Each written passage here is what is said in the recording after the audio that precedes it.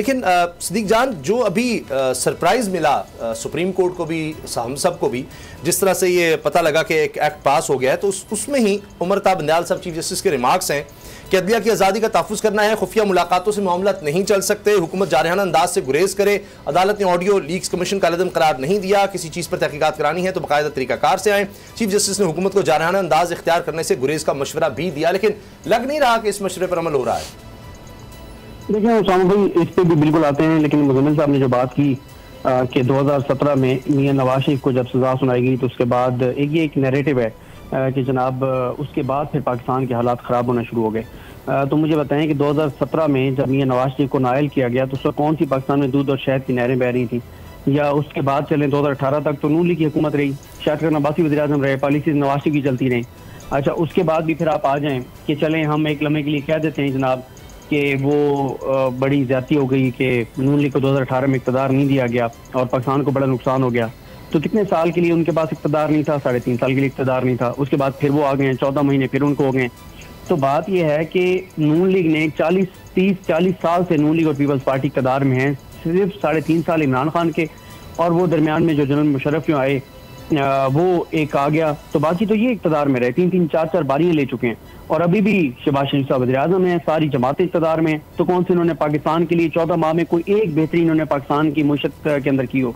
दूसरा जो ये बयानिया है कि करप्शन अगर किसी ने की है तो कौम को फैसले करने दिया जाए, मेरा ख्याल है कि ये चीज़ बहुत पाकिस्तान के लिए नुकसानदेह है कि अगर हम ये कहें कि जनाब अगर कोई ये डाके डाल रहे हैं और इक़्तिदार में रह के हुक्मरान, तो अवाम पे ये छोड़ दिया जाए। अवाम की जिस तरह से वोट जिस पैमाने पे जिस मेयार पे दिया जाता है वो हम सब जानते हैं। तो मेरा तो ख्याल है कि अगर करप्शन रोकनी है तो सजाए मौत होनी चाहिए करप्शन करने वालों के लिए जो इक़्तिदार में बैठे हुए करप्शन करते हैं। ना सिर्फ ये बल्कि जो इस दुनिया से चले गए उनको कब्रों से निकाल के लटकाएं और इनको सरेआम फांसियां लगाएं, तब जाके पाकिस्तान में करप्शन को रुकेगी। वरना तो ये हर आने वाले दिन के साथ पाकिस्तान में करप्शन बढ़ रही है और जिस तरह से अरबों रुपए के टाके डाले जाते हैं। अब आप देखें कि ये किसी और ने नहीं बल्कि शाकिर नबासी ने कहा कि 20 अरब रुपए की करप्शन हुई होगी, ये जो सस्ता आटा स्कीम या मुफ्त आटे की स्कीम है। लेकिन मैं आपको बताऊं, इसके ऊपर भी आपको बता दूं कि इसके ऊपर ये नैब को मामला भेज के और 13 अगस्त से पहले क्लीन चिट दिलवाने का फैसला हो गया है कहीं पे, और इसीलिए उसके ऊपर तहकीकात हो रही है। ये नहीं हो रहा कि ये बड़े गुस्ताख और शफाफ हैं कि जनाब वो सीएम पंजाब जो निगरान है उन्होंने कहा जी तहकीकात करवाएं। ये सिर्फ क्लीन चिट लेने के लिए है। सबसे बड़े चंद करप्शन स्कैंडल जो हुकूमत के हैं उसी के अंदर अगर इनको क्लीन चिट मिल जाए तो मेरा तो करप्शन और इस चीज़ों के हवाले से ये है। बाकी जहाँ तक आपने सुप्रीम कोर्ट की बात की है, देखें मियां नवाज शरीफ को इससे कोई फ़ायदा नहीं होने वाला। हाँ, तरीन साहब को इससे फ़ायदा हो सकता है।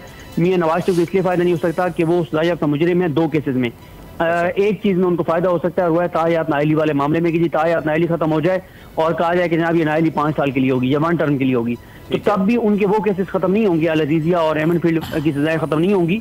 उसके लिए उनको पाकिस्तान वापस आना पड़ेगा, जेल जाना पड़ेगा। और मियां साहब एक लम्हे के लिए भी जेल नहीं जाना चाहते और लगता यही है कि मियां साहब फैसला कर चुके हैं कि उन्होंने अपनी जिंदगी में पाकिस्तान वापस नहीं आना।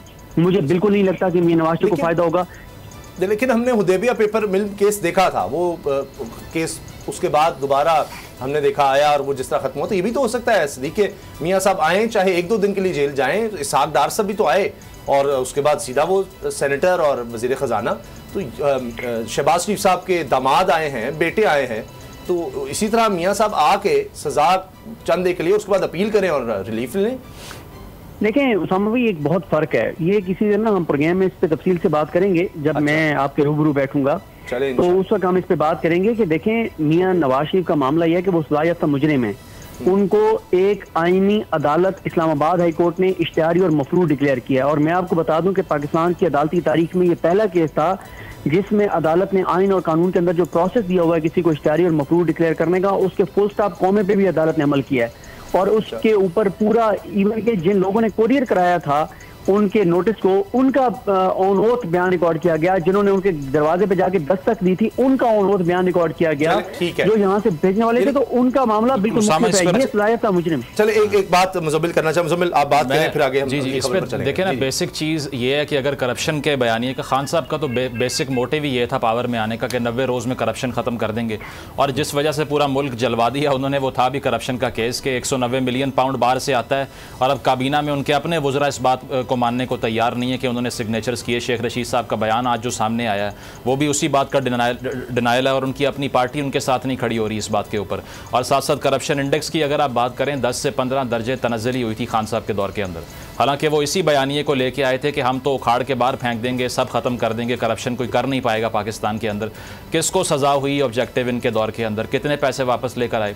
जो बाहर से पैसा लेकर आए वो भी किसी प्रॉपर्टी टाइकून को वापस कर दिया, वो भी काबीना का इख्तियार इस्तेमाल करके 450 कनाल ज़मीन ले ली और उसका जवाब नहीं है तो उसके जवाब में पूरा मुल्क जलाने का ऑर्डर पास कर दिया।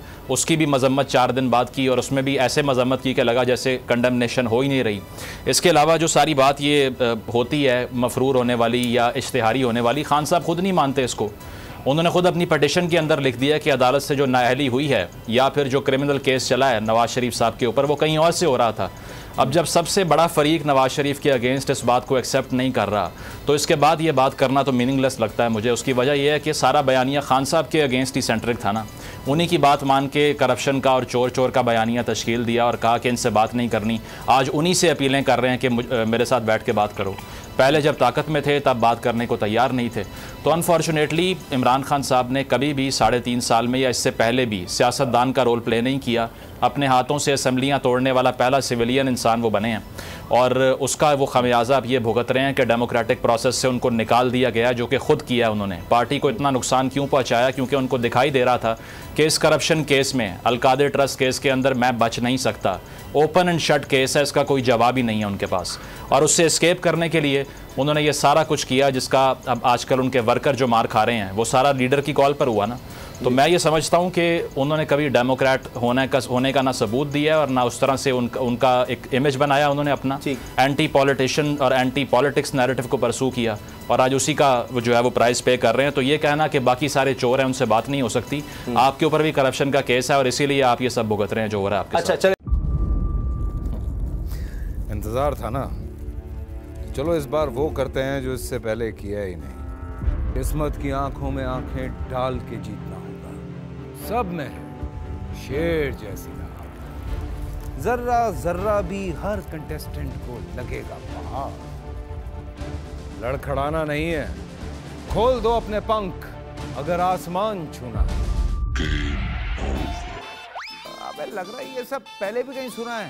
एंटरटेनमेंट की गारंटी जनाब, क्योंकि यहाँ खेलोगे कूदोगे तो बनोगे नवाब। खुश रहो पाकिस्तान। खुश रहो पाकिस्तान, बुध और जुमेरात शाम 7 बजे सिर्फ बोल एंटरटेनमेंट पर।